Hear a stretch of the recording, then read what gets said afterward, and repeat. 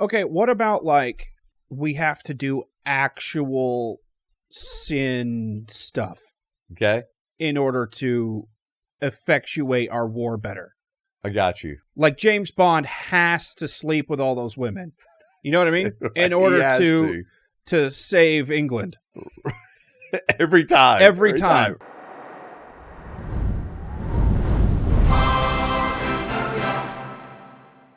Well, welcome back to the Wayne Holders Podcast. My name is Nate Robinson. I'm here with Pastor Dr. Joseph Tillman, Demon Jr. How are you doing today, sir? Pollen.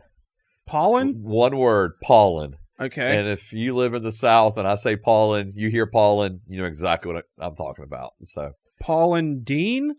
not Paula Deen, although that food is amazing.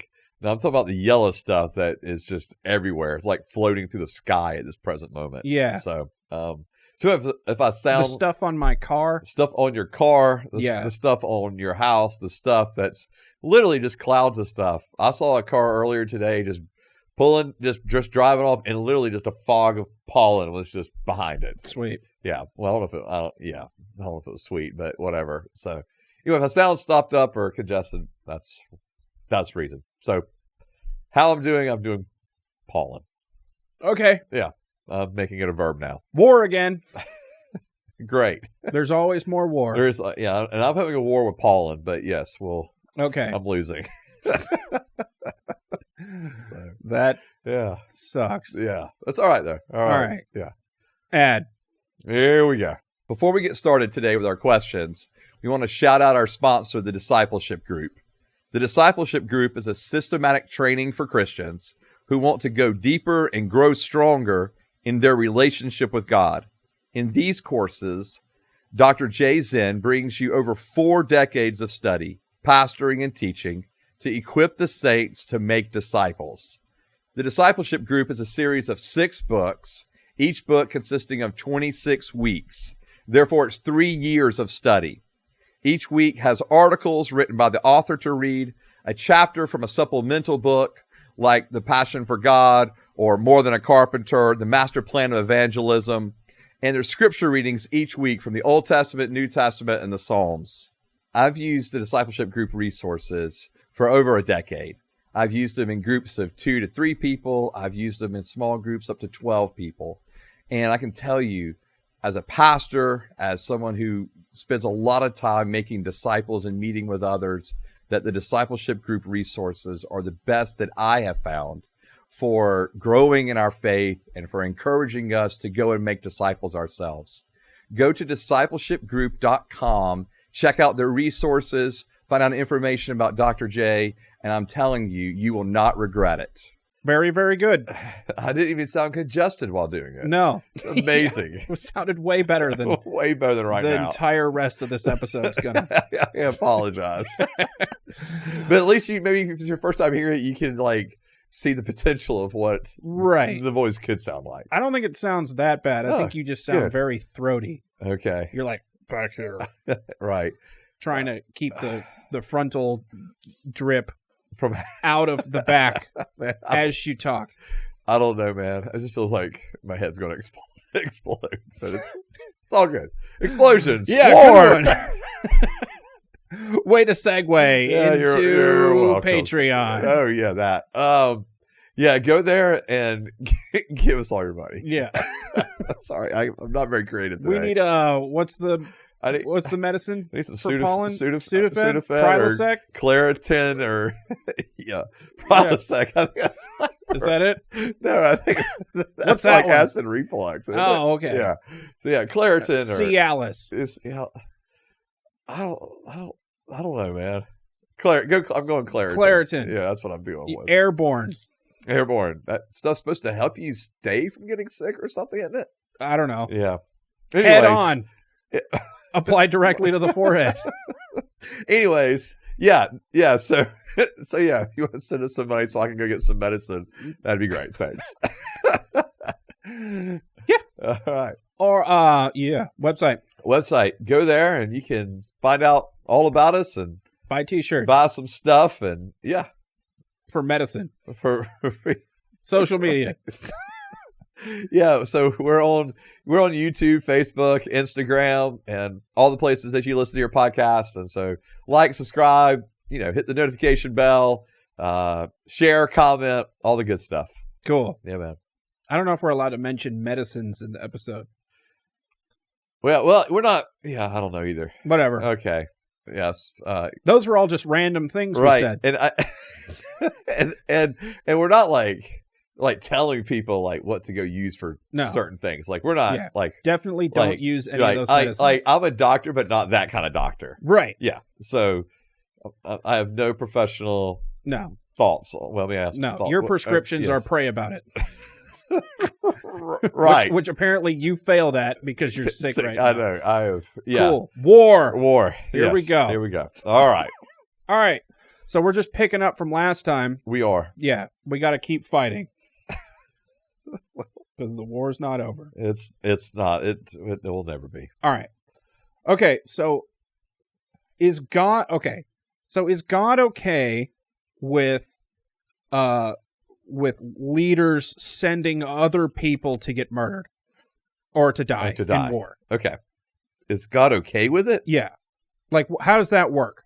Yeah. So, I mean, all right. Is God? Because I know there's a Bible story about this. Okay. The problem is, if you can't extrapolate from the Old Testament and the war stories from there and make it applicable to like here and today, because Israel was a theocracy, and what I mean by that is God was their king, right? And so that was supposed to be the deal for them. Like that is not the case for us, for oftentimes, like I think America, and as Americans, we have this tendency to be like, oh, let's just take the principles and the stories we see in the Old Testament about Israel and make that about us. We're a Christian nation, ... But no, that's a very different, these are two very different entities as countries. And so, because we're not a theocracy, and Israel was.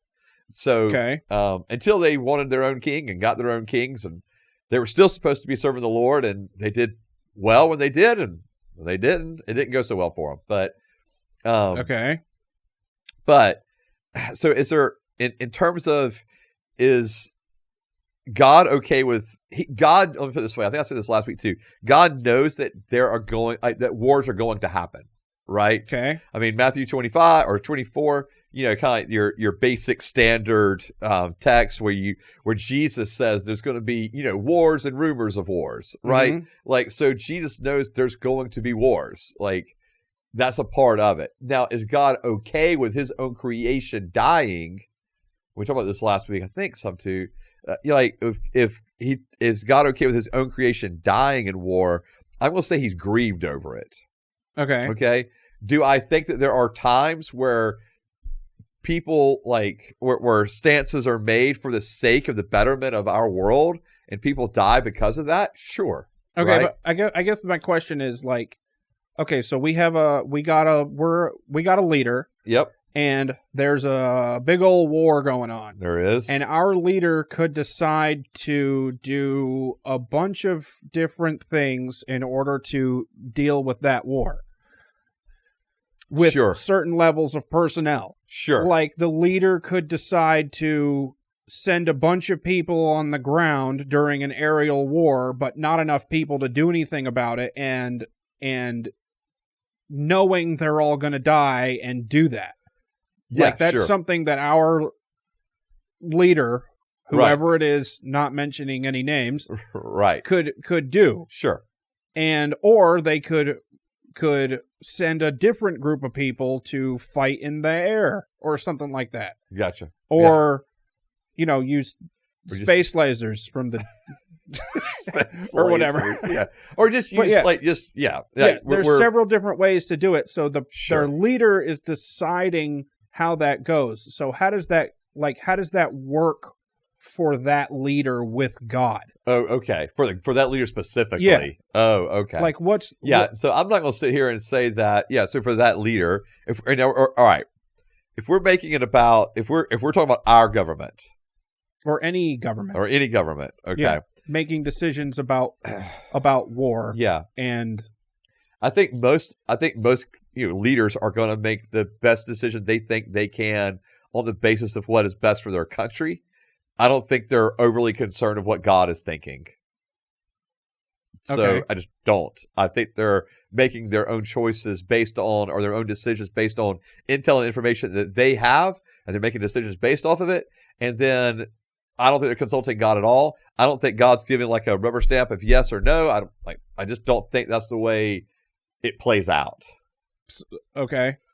So I think that but this is a Jesus podcast, and you're a pastor. So what do you think? right. So what do you think God thinks when they don't I think that's care what God thinks? I think that's a good question, because I think that the question, like, putting it that way, right? Like, so how does that interact with their relationship with God? Yeah. That's a great. So all right. So President Jimmy Carter was so he actually was an individual, a guest speaker, guest lecturer at Emory University. I really keep getting scared when you bring up specific people and stuff. I'm sorry. It's okay. It's okay. I'm like, oh God, here we go. No. It's okay. 45-minute discussion incoming. No, it's the Jews' fault for 45 minutes. No. Don't label me or anyone else as that in this podcast. All right. But Jimmy Carter was our president, and he was a guest lecturer at Emory for years and years and years. And he actually came and taught as a guest lecturer in my Christian ethics class. Really? While I was doing my Master's of Divinity at Emory University here in Atlanta. And so, didn't he suck? He was not a good president. Like, and he actually owns that. Like, he doesn't think he was the best president by any stretch of the imagination. Oh, okay. Like, worse than all the other ones except for the one that you're thinking of. Well, I'm just gonna leave it there and keep moving. And so, I think for Carter, where he owns it is that, like, he really wrestled with the moral dilemmas that he felt as a president. Okay. Like, in other words, sending troops into harm's way. What did he deal with when he was president? For Jimmy Carter, his big issue internationally that got the most press, at least, was the Iran hostage crisis that began in '79 when. So the current regime that is in power right now in Iran. Okay. So that whole regime started back during Carter's presidency, when they led a revolution in Iran and took power and made it and established it as a theocracy. So we're still dealing with that. We're still dealing with that. That's what's happening? Yeah. And Carter so what happened was, in the midst of this revolution, 66 Americans from the embassy were taken hostage.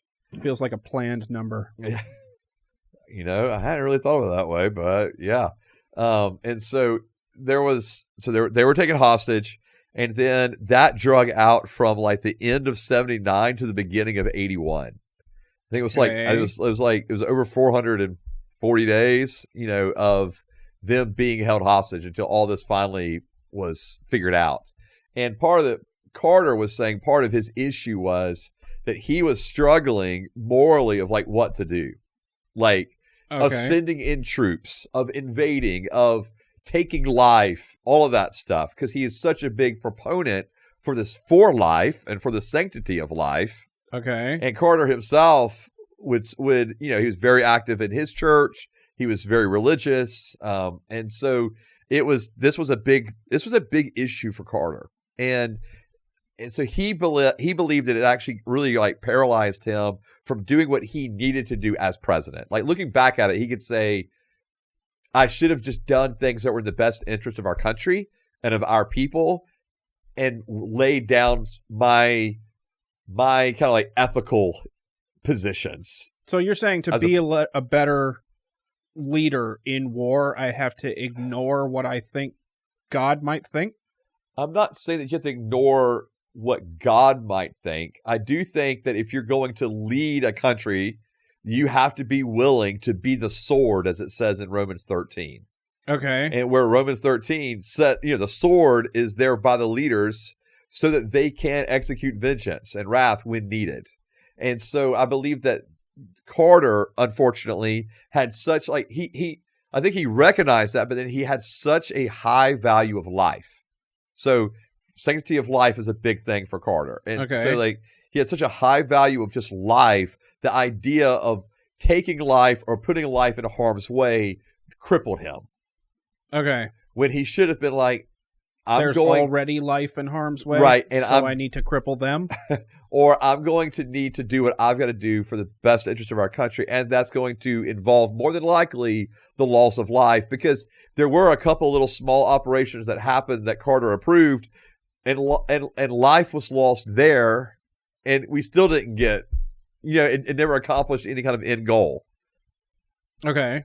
And so this drug on all the way, like the whole issue drug on all the way until Reagan was set in as president. So are you kind of saying that like God thinks of this more as it's my job, and my job involves people dying sometimes? Yes. So God's not really going to give me a job performance review. He's going to look at what was in my heart at the end of the time. Correct. If I was the leader of a country and had to go to war. Correct. And I think the same thing, same thing for generals or colonels or lieutenant colonels in war, right? Like when they're making decisions that they realize has the potential for their own, soldiers to lose life. Okay. I think that individuals just have to like recognize that this is part of the duties of a soldier, of a job, and because soldiers, they realize that when you sign up for the military in any branch, you realize that you are saying, I'm willing to die for this country, right? Right. I'm willing to die for our freedoms. I'm willing to die for this flag. I recognize the president as the commander in chief. Like you're vowing, you're making an oath to quite a lot, and you realize that. And I'm not saying that we take any of that lightly, right? Like every individual that has been lost in war, that's like families are heartbroken over. I think God grieves when, creation is lost, all of those things. And so I'm not making light of it at all. I'm just saying that there is an expectation when you join the military and when you're president and therefore you're commander in chief, this is part of the role that you have. Okay. Yeah, and I know I'm bringing it kind of back into our country, right? The idea of a president, commander in chief.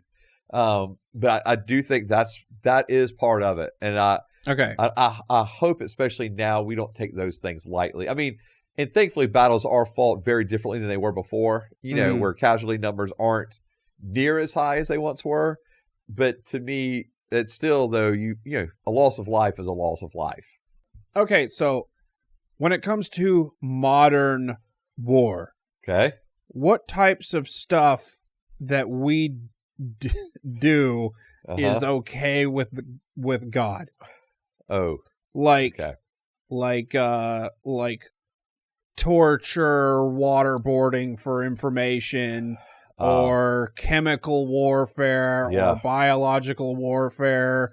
Like, does God just want us to use bow and arrows, or can we? I get you. Can we glass other countries with our space lasers?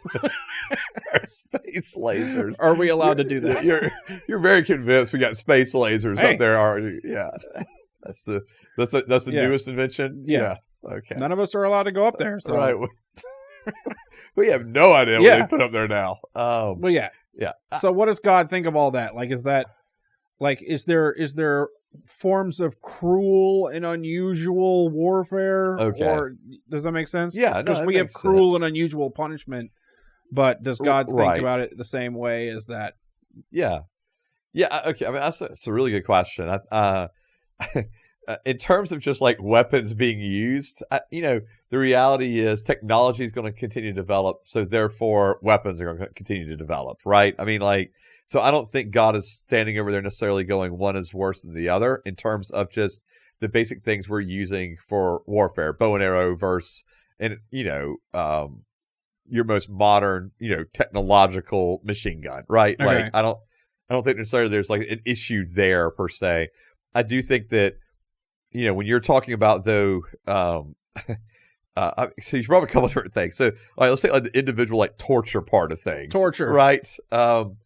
And who are you working for? Right, right. That kind of stuff. That kind of stuff. Right? Yeah, yeah. One finger at a time. Yeah, right. You know,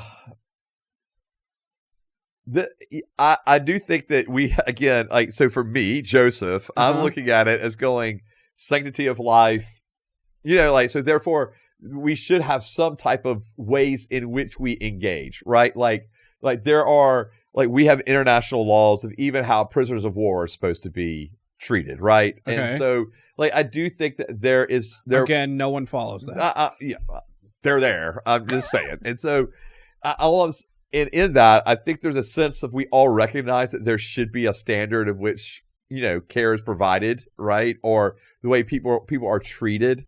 But do I also realize that torture methods and, you know, waterboarding or those kind of things are used? Sure. And there's a lot of ethical debates on, I mean, honestly, on those things, right? Well, what's the debate? The debate is, should you do it at all? Should you do it in, like, if circumstances just deem that you absolutely have to do something to get the information to therefore save multiple, you know, lives? I didn't realize this was going to be such a hard topic. Yeah. I mean, it is. I mean, yeah, because there's so much ethical nuance in it, I guess. It's like, in other words, it's like in all these questions that I have, it's like, I guess we're going to have ethical nuance and you're just going to be like, moo. Well, it's not that I'm like that. I'm just saying that there is a large gamut for Christians in which they approach it. Okay. But I'm also saying that there's ways in which I, as a pastor, am going, yeah, I probably am going, nah, maybe we shouldn't do that. But then if I'm just being also honest, like, when rubber meets the road, like, if you've got to get information, you got to get information. And so, like, and I'm, you know, and that sounds horrible. They can live without fingers. That sounds horrible, because then it opens up a Pandora's box of then, well, does anything go to get information, right? Okay. And I think that becomes the issue, because there's a part of me that goes, no, you should be able to do what you need to do to get up. But when we're constantly crossing ethical lines, we end up with no morals and no ethical lines, and then that's when we become the worst of who we are. Okay. And so, so for me personally, I think there should be ethical lines, but I also realize those lines get crossed. Okay, what about like we have to do actual sin stuff? Okay. In order to effectuate our war better. I got you. Like James Bond has to sleep with all those women. You know what I mean? In order to save England. Every time. Right. You know what I'm saying? Yeah, like he does like that's a joke, but like there's been spies that go sleep with people in order to, and they have to keep up the charade. And what if those spies are married? Right. Like how do you feel about stuff like that? Yeah. Oh man. You know what I mean? Yeah. No, it's no. I mean, you're not wrong. Yeah. Like, this does happen. Well, because also I think about people that I know that have done things, not on a sexual immoral thing, but I know they have individuals, former military, they are Christians, that have done things that they're probably not real proud of either. You know, okay, they would sit there and go, we fudged some stuff there, ethically, maybe moral wise. Okay, or an individual I know that actually was like he was a paid assassin. Like, that's what he did. You know someone? Yeah. Okay, and so like. So you're like, all this stuff you're wrestling, like I'm wrestling with, going, man, where's the ethical, moral parts of this? And also knowing that this is the way our fallen world functions. And I think that's kind of like part of it. It's like, there's a fallen world that functions this way. And so, you know, it's not like we, like, even in the war we're in right now, it's not like we just, you know, magically knew where targets were, right? you've got people on the ground. You can Google that. Yeah.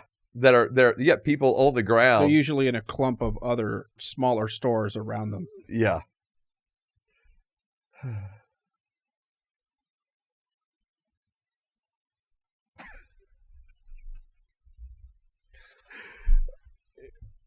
Anyway, keep going.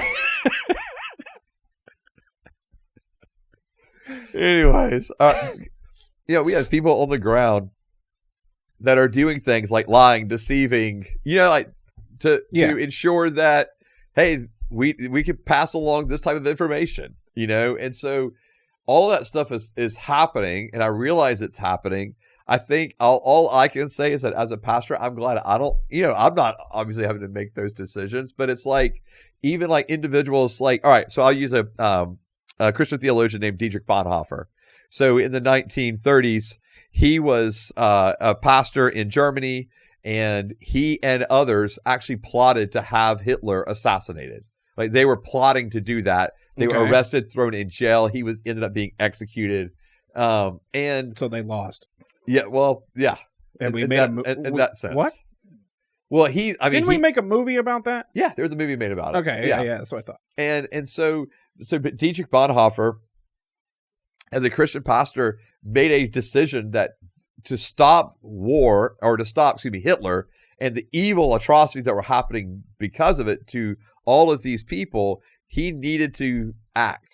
And his act was going to be more than simply just praying, or speaking out against it. He was going to actually take action to see Hitler actually killed. Okay. And so my point being is that there are even pastors and leaders that are willing to say, we got to do things, like the evil is just so real, we have to do it. But then it also, we realize World War II is kind of there's never been anything, I don't think, really like that in a lot of ways, where it was just blatant. Okay, yeah, that's evil. That's awful. We have, we're involved now, and we've got to do something about it. And so, because it's still, good Lord, D-Day, you had so many lives lost, right? And so it was awful, but you had to get involved. And the things now, you can look at it and go, well, it's okay that we've done because of human right violations and da-da-da-da, right? Like, you can justify it on a moral basis. But then how far do we go down that rabbit hole of, okay, but these things are therefore justified to see this, because we've got to end this. In other words, it's like, am I going to sin to stop greater sin? It kind of feels like that's kind of what it is a little bit. Yeah. What's the answer? Well, if we look at I'm thinking of like the story in Exodus where the midwives do not do what they're told. They lie. And they're actually blessed because they lie, because they will not kill the sons that are being born to the Israelite women. Oh. Yeah. And so they actually lie. And they're blessed because of it. Like, so it's like, in other words, was their lying a lesser sin than taking a life of a child? Okay. Right? Are we weighing scales here? So everything James Bond does is okay. Is that what we're saying? I'm not saying that because, James Bond just doing he wants to do stuff, but for the individuals that are having to do things for the purpose of a mission. For the Queen. Yeah. I think that for people that are doing certain things for a mission, whether that's sexual morality, whether that is lying or whatever it is, deceiving, whatever,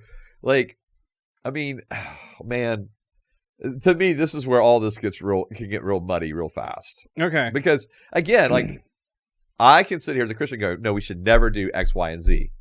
Right? We should never do that. Mm-hmm. But then throughout Scripture, you see it, there's the guy that comes to, David, and it's like, hey, David, here's what happened to Saul. Now, he's lying about what happened with Saul because he's saying, I killed Saul. And David's like, well, you're going to die now. It's just like, wait, what just happened? And so the man from God's own heart, now he's had somebody else killed. This is getting crazy. And so I think that when you look at Scripture, and I just don't think Scripture is maybe as nice and tidy and clear as we would like it to be. Okay. All these kind of things, because I do think there are individuals that do have to do certain things for the sake of what they believe to be the right thing for our government and for our, or not that for our government, it's for our country, right? Like, right. Soldiers and individuals are not involved just because of our government's sake. It's for the country's sake, right? And so, and I think I think where I would probably end up is somewhere where, to be honest with you, I would probably have issues like Carter of going, oh man, this is morally pulling me apart everywhere, right? I don't know how I can make really good decisions. So I have a more specific question because, okay, yeah, all right. So we are in America. We're a majority Christian nation. Supposedly, yes. Okay, well, that's what people I know. say. People will say that. I know. 30% Christian. I get it. Okay, so like we believe. Do you think that we believe as a military and as a country that we are fighting on behalf of Christian God when we do war? Like the Israelites. Yeah. And do you think other countries think the same thing? Yeah. Yes and yes historically. Okay. I feel like that's probably been further and further removed. But I will definitely say, like, for our soldiers in particular, like, there is a more, like, just by and large, right, percentage-wise. Okay. Like soldiers, even, like, they do typically hold to a more, like, we're Christian, in a sense of, like, I'm not even saying even in all their actions, I'll be very clear with this, but just in the sense of we're doing the right thing for the, right country, and kind of like, historically, God's been on our side kind of deal, right? Right. I think that's kind of how I was phrasing the, like, do we think God is with us when we do military stuff? I would say that historically that has been true. Okay. Because even going into, mentioned World War II 100 times, but like FDR praying, for the troops, mm-hmm. or like just this week, this last week, our Secretary of Defense praying over the military and the troops. Like, my point being is, like, I think we've invoked God a lot into that. And often it's for the protection of the troops and safety and return back and right. But I do think there's a sense of we're trusting that we are doing the right thing on a moral basis. Okay. And I think that's the part I'm more attaching to the Christian side of things. Okay. Right? Like, not that we're all, like, Bible believing, born again Christians, but we think we're doing the right thing, and that right thing has been kind of like clearly marked out for us because of a Christian worldview and values and morals to a degree, especially historically. And do you think that we, like, the troops and the military think that they're protecting Christians when they do stuff? No, I don't think they would say they were protecting Christians. I would say they're protecting our freedoms, which involve freedom of religion, which allow Christians to be free to gather together and worship. Okay, you think that that's on our mind when we do war stuff, or 100%. has been historically? 100%. Okay, freedom has been a huge deal for our country and our military. Okay, and do you think we have Christians in the military that's like the reason they're there? Because we need to protect our First Amendment because no other country has a First Amendment like we do? I don't think it's across the board, no. I don't think that's probably the majority. But do I think there are some that do that? Yeah. 100%. I think, now, do I think there's a lot that do it for freedom's sake? Yes. Okay. Yes. Do I think there's a lot that do it for the freedom of Christians in particular? Some. Okay. Yeah. All right. Yeah. And do I think other countries believe they're doing the same thing? Yeah. Because I think most countries want to believe that they're morally doing the right thing. Right? According to you, right. Okay, so do you think that all those people that do that for God in our country, USA, are correct? I think they're correct in fighting for our freedoms. Okay, Yes. which includes freedom the freedom of worship and freedom of religion. Yeah. And the freedom to evangelize because it's freedom of speech. Correct. Okay. Yeah. So I think yes. So I think we are right in fighting for those freedoms. I mean, that was kind of like, and even like do you think God approves of that? Ooh. I think. Do you think God likes when troops are fighting for that reason? Okay, I think it depends for our country. For our country, I don't know if God necessarily is sitting up there going, "Okay, that's good. Okay, that's not good." Like, I think a lot of it depends on because I think a lot depends on for our soldiers, like what they're doing, like what they're engaged with, like what they're being asked to go and do, right? Okay. Like, and so and the idea of fighting for our freedoms and stuff. This isn't like anything new, right? This has been happening like the whole Monroe Doctrine was the idea of, we're going to make sure that democracy is, freedom is held in our region, in our area. And we feel like we have a responsibility to ensure that is the case. Okay. And so, I mean, Madison handing out Bibles, FDR handing out Bibles to all the troops going to World War II, I mean, like. And cigarettes. And cigarettes. And there's little pictures of Jesus. There's actually little pictures of Jesus as well. And so, so I think that's, I think the Christian part of it, you can't deny it, has been a huge factor. Do I think God is sitting there going, way to go, boys, way to fight for me? I don't know if it's that, but I do believe that there is, like, we do have to be honest that, and this is where it gets, because I'm not a Christian nationalist, like, to an extreme, like, of the sense of, like, I believe we should have a theocracy where the God of Abraham, Isaac, and Jacob, and, Jesus Christ is, like, I guess I'm asking because of all the stuff about Israel that we read last week. Like, God would send Israel to go do what he wanted them to do. Yeah. So is there are we God. Oh boy. Are we like, is there an equivalent to that with Christians today? Okay. No, I don't. And that's what I was thinking earlier. Because we pride ourselves on being a Christian nation. Super Christian nation, or at least the Christians do in this. That's why I'm asking. Right. No, that's what I was saying too. Like, I think earlier, that's what I said. Like, you cannot extrapolate the way God was working and interacting with the country or the state of Israel, in the Old Testament with America today. Okay. Like, and I do think that's a problem. Like, is there a little chapel that the president goes in and then he comes out and says, "Nuke 'em"? God said so. Right. Yeah, that'd be terrible. Yeah. But I do think, but that's what I was saying, like the Christian nationalism, like the extreme part of Christian nationalism would view it that way. Okay. Yeah, like we are. So there's an extreme part of Christian nationalism that's like, they're like we're like the God's ambassadors, basically. Like we're Israel 2.0 from the Old Testament. Oh boy. Yeah, I know. And so, and I think that's like, or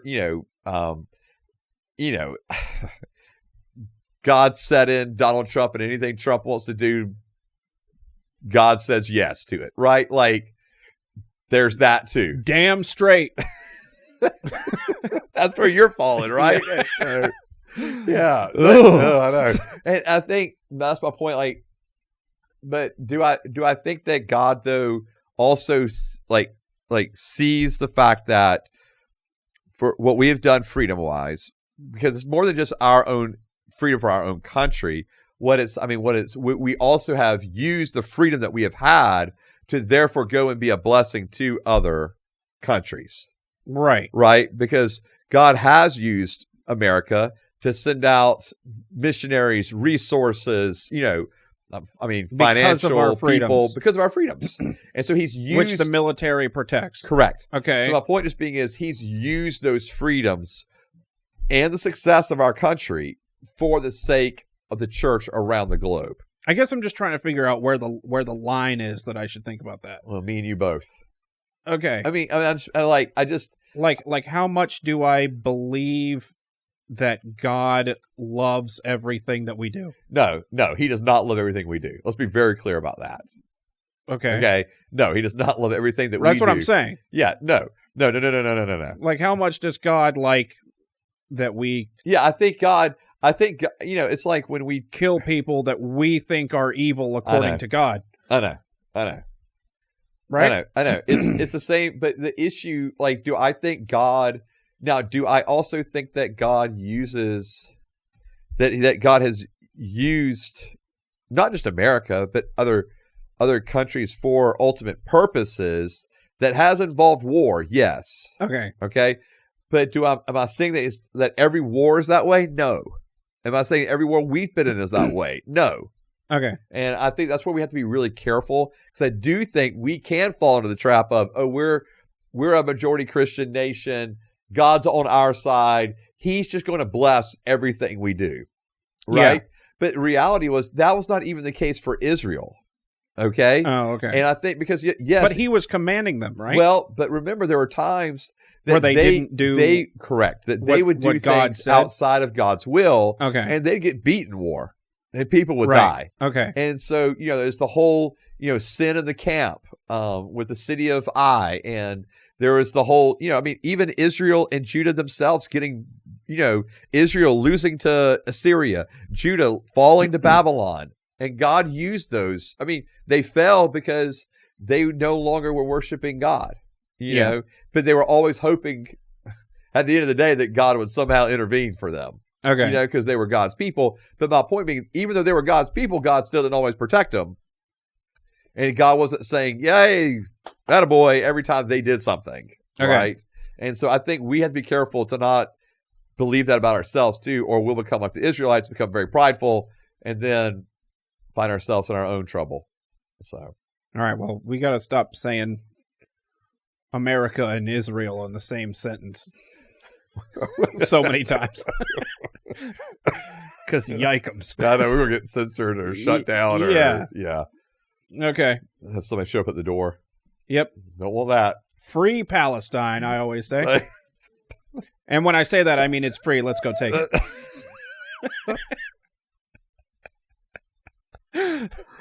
Oh, God. Or Israel or whatever. I don't know. Right. We'll do Nate's hot takes on Palestine. It's not a hot take. Israel. Go get it. It's just right there. It's go take it. Whoever gets there first wins the prize. Yeah. Whoever takes their hand off Palestine last gets Palestine. Oh, Lord. Help us all. Anyway. Okay. So the point is I'm trying to so there is no line of where God wants us to perfectly think about our country in terms of whether we're God's country and doing God's will. Right. Here's the reality. Okay. God's kingdom is on earth because of his reign within the lives of people. Okay? Okay. There is not a kingdom of God on earth in the physical, country or state way. Israel was. Like Israel was. Okay. There is coming a day when that will be the case, but that's because Jesus himself comes and inaugurates that. Oh, and he's the leader. Okay. Not because we get it to that point. Oh, God. Okay. Yeah. Okay. Yeah. All right. There's more questions there, but there are. I know. Yeah. Yeah. All right. I don't know if I want to ask that question. You can ask whatever you want. All right, I guess I'll ask the question. Right. Okay, there's world leaders on the planet that think that we can make Jesus come back and do stuff in order to make that happen through war and whatever. Is that good? No. Okay. It's just not. But you know what I'm talking about, right? Absolutely. Okay. And just the answer is just no. No. The reality is... We should never think that way that when we can doing somehow war. bring Christ coming through war. No. Okay. It's like the I don't know if you've ever heard of dominion theology. It's the idea that if Christians begin to quote take dominion over they'll call it the 7 mountains, the 7 pillars of our society, then all of a sudden our country will become a Christian nation and will usher in the kingdom of God that way. Oh, I have heard of this before. Yeah, it is not good. It is not healthy. I don't know why I've heard of this before. It's not the Lord. And especially like it's like economics and it's economics, it's education. It's, yeah. I mean, and so anyway, and so it's especially the charismatic worlds where we came out of. Right. It was a growing movement in there, Ugh. and it's not good. It's not biblical because it does start leading people to the idea of we can do certain things to bring Christ and His kingdom to earth. Oh. Right, and the reality is, and there's some people that believe that we have to do those things. Yeah, otherwise he'll never come back. Correct. There are some who believe that as well. Okay, and the reality is, it's like no, like we're just going to keep making disciples, and then at some point, the Spirit's going to be lifted off. We're probably going to die, be martyred. Christians. I say Christians will be martyred. Okay, and then Christ will come back at some point. Like, I mean, that's maybe the other thing sounds better. Yeah, and. Yeah, I mean, but there's going to still be the time where you get Elijah coming back, and that's going to be kind of cool, and or the two prophets, Oh, yeah, okay. Two prophets come back for the last. If you read Revelation, do an end times kind of perspective. Oh, they'll come back and and then then they'll get killed, and so anyway, yeah. Okay, so all that's a bunch of shit. Well, that's true, but the Dominion stuff was all false. Okay, yeah. All right. Yeah. Yeah, I know. We really probably should do a whole episode on Dominion theology. Okay. Because, dude, it's awful, and it's everywhere in the charismatic church. Okay, cool. Yeah. We could do that. It's just, ugh. All right. Another question that you're not going to be able to give an answer to, but... Sorry, I'm just such a disappointment on this episode. Okay, wars of choice. Okay. Like, how good for our country is it like how much benefit should it be to our country for us to go to war? Like, is there a loss of life to good for our country ratio that God's working with? I got you. When He determines whether us going to war was good or not, and okay with Him or not. Okay, so we're talking about we're talking about not good for our own country, just for our own country's sake, but for the way God would view it. Is that what you're asking? Like if the leader just was like we need to go blow up all this whole place in another country because I liked the beach there. Right. And I want to set up a giant tower with my name on it on that beach. Boy, we're just walking right on into it, aren't we? Yeah, go ahead. And that'd be fun. Yeah. Yeah, what does God think of that? I don't think that's good. You know what I mean? Yeah, I know what you mean. Yeah. But no, I don't think it's good when you're just like, okay, we're going to wipe out a whole people group or a whole area and just take it over because I want to. Like, no, that's just not okay. Okay. How do you know that? Okay. Well, this kind of gets back to even just God and His perspective on thing, right? Like, He doesn't want death; He wants life. Okay. One, and then two, if it's like, I think there's one thing. What if He wants life to enjoy a luxury resort? No. Okay. And so I do think that there's stop. I don't know if y'all saw Nate just looking at me, but whatever. All right. So, but I think and this is where it's kind of hard to say, well, is this good enough or this, at what point? I do think that when there's a sense of like just selfishness involved, right? Okay. Like, on behalf of leader. On behalf of leader. Okay. Right. That's problematic. Right. Okay. And and of course, one of the arguments and it gets into the, like, as a country, do we only subscribe to just war? That, in other words, war's only just when we're attacked, when we are experiencing an existential threat, right? Or excuse me, an immediate threat. Okay. It like is that the only way that we can go to war with good conscience, believing we're doing the right thing before God? Okay. And there are some who are going to hold to that. Okay. I mean, yes, there's the like just the extreme pacifist, but that's just not the other cheek. That's just not. Yeah, that's just not a good take. Okay. And so is it that, or is it the fact that, this is one of the talking points around even the war we're in now, like the whole idea of which one?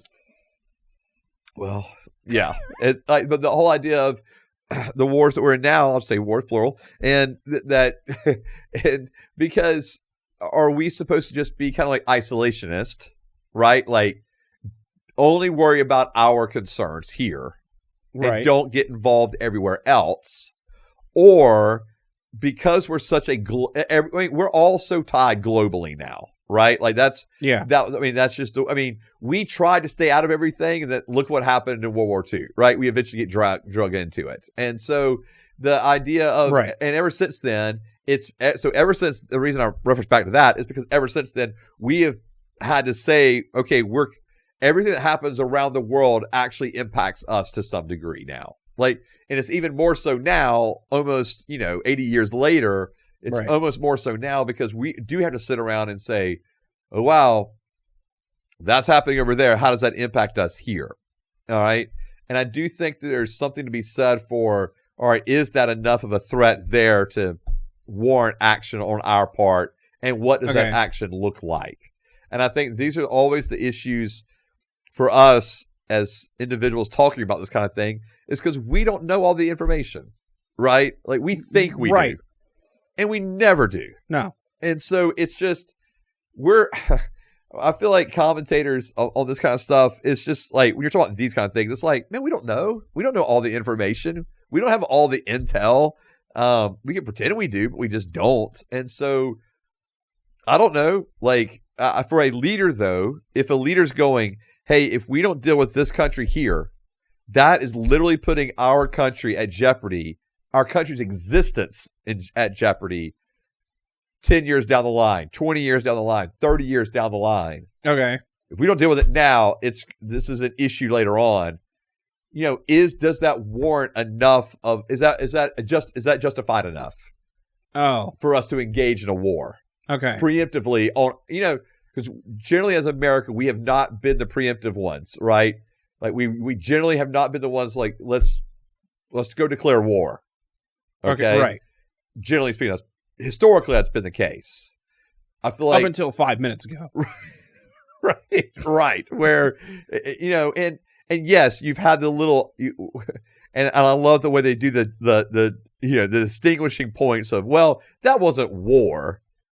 That was an incident or an attack, or they use different language. Right. Like if you take out a country's leader, like I don't know what else you call that, right? That's pretty much a declaration of war. At least to that other country it is. It's just a fun weekend. Well, and abroad. Course, right? And of course that's the concern the world has about the US is like, are they just doing this because they can? Yeah. Like and so not just with this particular instance, but with instances before as well. And so I think that's, again, a large part of the conversation. And so I think that the perspective of it for God, it's so hard because life is so precious to him. Mm-hmm. And so I'm always going to side I'm going to side with life, right? We should value life, do all that we can to preserve life, but are there situations as a country that we have to do things for the best interest of our country? Yes.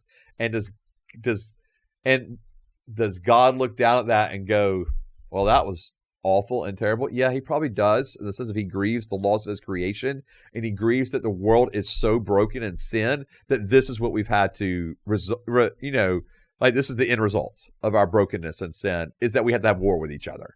Like, even though he knows it's inevitable, right? Jesus is like, you have wars and rumors of wars. Like, he knows it's inevitable. So is one way for leaders to look at it is like, anytime we have to go to war, it's a consequence of past mistakes? It is a consequence of sin and brokenness, 100%. Every time we go to war, it's that way. Okay, so every time a leader has to make a decision about who gets deleted, yeah, like them having to make that decision is a consequence of the fact that we live in this life. Yes, 100%. Okay, and sometimes the preservation for their country is that's what we got to do. The problem is, here's the problem. Okay, is in America, we will feel justified when we do it to somebody else, but how dare they do it to us? even though they may be thinking the exact same thing. In other words, even though they may be thinking, we have to do this to America because of the consequence of sin. Right? Does you see what I'm saying? Like when we get bombed, when we get attacked, other countries are going to be thinking the same thing, or they could be, right? And that's the hard part, is because America always wants to look in the mirror and go, we're always justified and right when we do it, but how dare you do it to us? Okay, that's the problem. Is because then we really have if that's the way we view it, then we have set ourselves up as God's chosen nation, and therefore we always think we're in the right. Right. This is too complicated. It is complicated. Well, okay, so what if it's America deleting other people in other countries that are not Christian, like super not Christian? Right. Yeah. So if we're engaged in wars in the middle, basically everyone else everywhere else. Yeah. So if we're engaged in war in the Middle East, with anyone, could be any of them, could be any of the countries. He does not want me to say specifically what. Yeah, this is the problem, right? The problem is because we will put ourselves as us, the good guys, because Christians. Us good guys because we are Christians? Or sometimes it's because we're Christians, sometimes it's just because we're Westerners. Okay. If I'm being honest. Like, it's not always just Christian. It's Westerners who hold certain values, okay? Not even necessarily all Christian values, but hold certain values, okay? Well, that eliminates one of the countries over there, but keep going. Yeah, and therefore, yeah, and therefore, so, for example, when I say, like, not Christian, what I mean by we have a perspective as a country on the rights of women. Okay? Okay. That is going to be very different than in the Middle East. Okay. Okay? And so because of that, we can sit here with a sense of moral superiority. That's not true. They love women over there. Yeah. Man, so I've got friends who are women and who were... You're not supposed to do that. Who served in the Middle East as women. Huh? They were missionaries in the Middle East as women. Okay. And just let them tell you the stories of women. And, okay. And it's just anyway. All right. That's a whole other topic. I'm going to zip it. All right.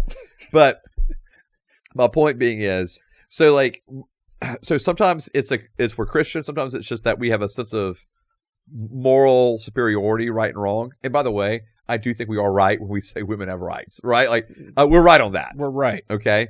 And so from a country in the Middle East that don't hold to all of those values, okay, whether Christian values or others, then what we would call liberal values, right? Okay.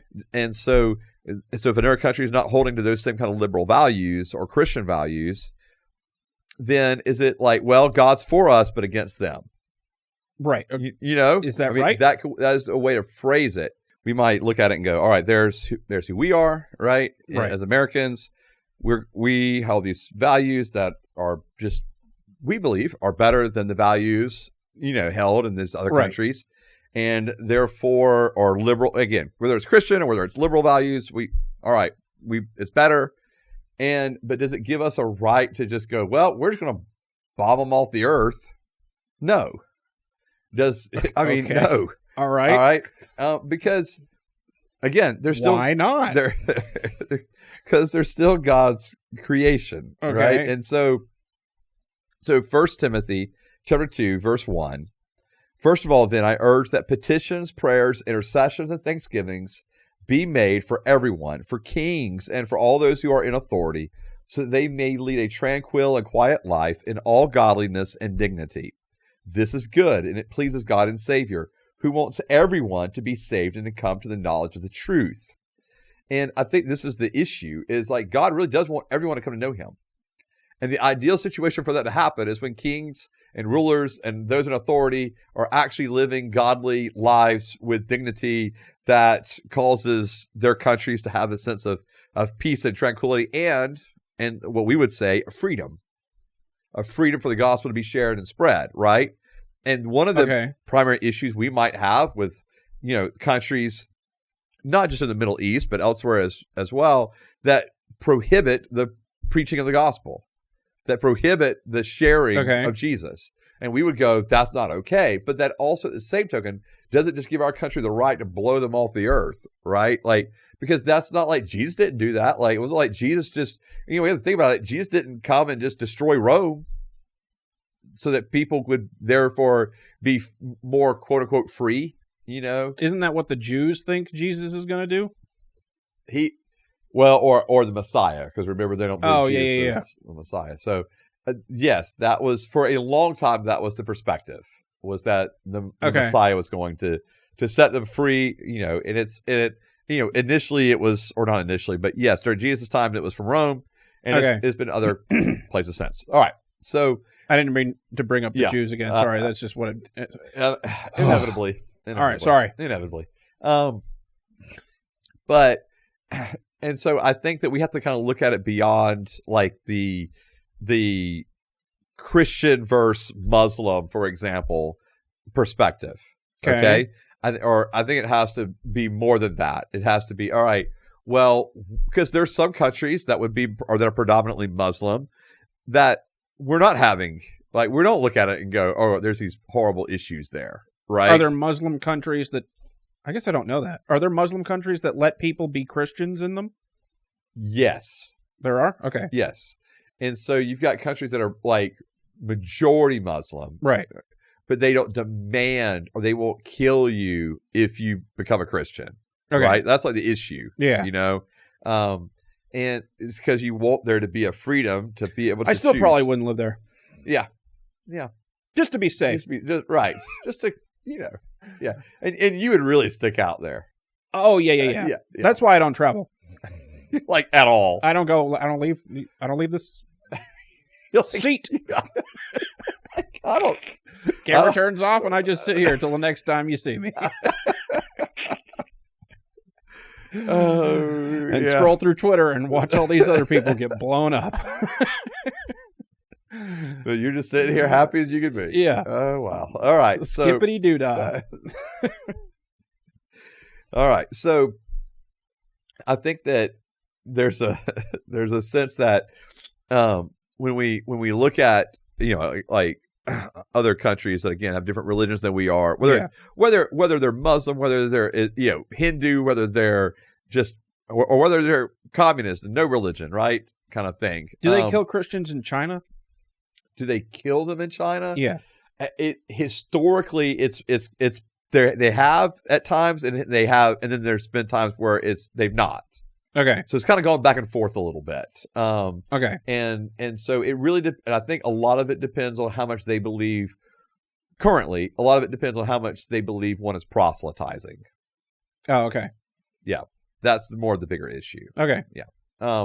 And so there's so China at times have had underground church, and other times they've been free to meet and gather together. Okay. So again, it kind of just goes back and forth depending on who's leading the. Do they have a state party. religion?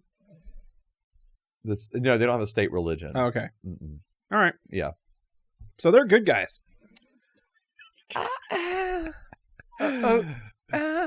Okay. This I've actually enjoyed this episode. Okay. I feel like are we done with that question?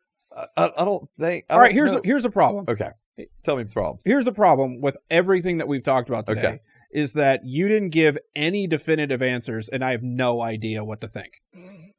I know. And I guess there just is no definitive answers. And okay, here's the problem: is because as a Christian, right? Yeah, I'm going to say, don't take life. Right. I mean, that's like bottom line. But we must delete the Muslims. No, and no, dude, no. Okay, so that's my position. And the communists. Right, you should start listing off everybody. Yeah. And the French for some reason. Just because they're a bunch of jerks. No. And take over Canada. And we're good. Everything. And God will be pleased. evening and morning, first day, or whatever. God saw that it was good. Yeah. Oh Lord. No, because I think God grieves over all of it is the problem because of the sin and the brokenness that's led to all the wars and all the issues with wars. So God grieves over all of it. Okay. Oh. But then there are times I believe we have to do certain things at certain times to protect not only ourselves as Americans, but also to protect others around the world, and that we have to get involved at times with things. Okay, so if and that's where for me that's where the tension lies, because war just in of itself is not good, right? Right. And it's all because of brokenness and all because of sin, and Christ died for it, and so none of it's good. But it's also inevitable, and it's going to happen. So then how do we therefore go about it in a way that is most honoring to the Lord, even when life is going to be taken? Okay, I guess I'm thinking about it on a scale of like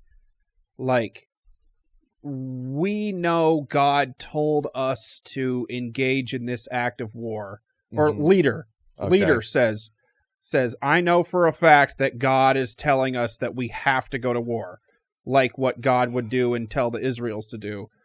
And then there's that story with in the Bible. What am I talking about? There's a lot of stories in the Bible. The one about where he wanted David, where he wanted the hot lady taking a bath. Okay, Bathsheba. Yeah, right. Yeah. And so he sent the guy to he made sure that her husband got murdered. Yes. So there's like God told us to do this war, and then everything in the middle, all the way till I the leader am declaring this war for my personal gain. Okay. Yeah. Well, David's context real quick is interesting because David should have never been there in the first place to see her, because he should have been off at war. It was the season and the times in which kings gathered for war, and he didn't go. There was a season for it? Yeah. Like it's war season, yes. Let's go? Yes. What? Yeah, I know. That's a whole other thing. But I don't want to, without getting all of that, I just wanted to say was even the context of that was war. Okay. And so her husband is sent off to die because they were already engaged in war. They were already engaged in battle. It was the season of when kings battled with countries. Anyway, it's wild, but whatever. But I guess what I'm saying is I just like all the stuff in the middle. Yeah. And that's why I'm saying like because you and I could both say that right, like the thing about, hey, I want this beach just because I like it. Right. Like all Christians probably would presume that that's a bad reason to blow people up. Yes, bad reason. But then there's all the way till God told us to just go destroy this nation. Yeah, and I think... And so there's a bunch of stuff in the middle that we don't... Right, well, and that's what I was saying is like, but we're not Israel, right? Like, no country today functions as Israel did in the Old Testament. Okay, so since Israel in Old Testament, Uh-huh. all actions of war have just been God grieves all of it.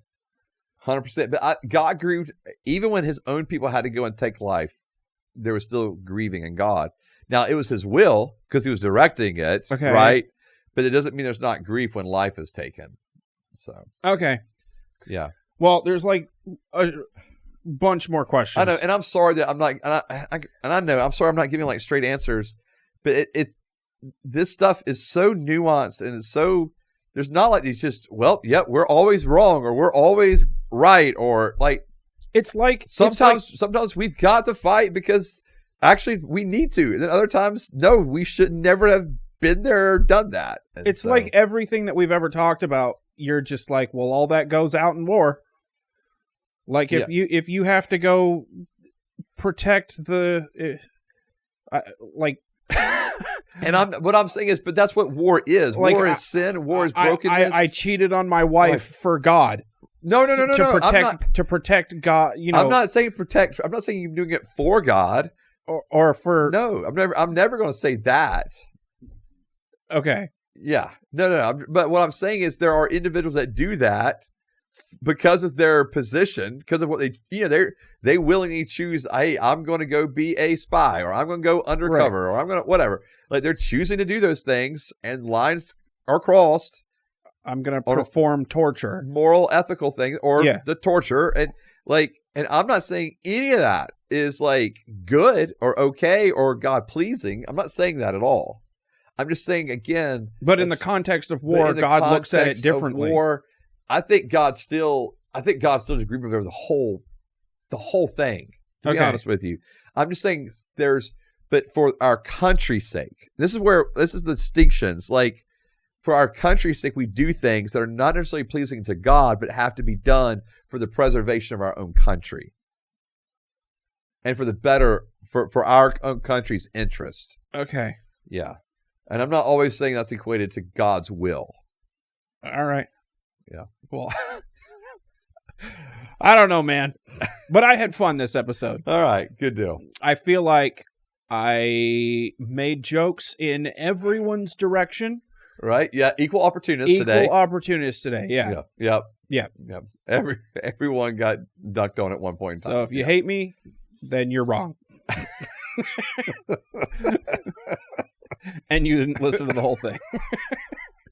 Should have heard what I said to the other guy. Yeah, we're going to cut this up into clips, and then... And this is going to be a disaster. It's going to be a disaster. Yeah.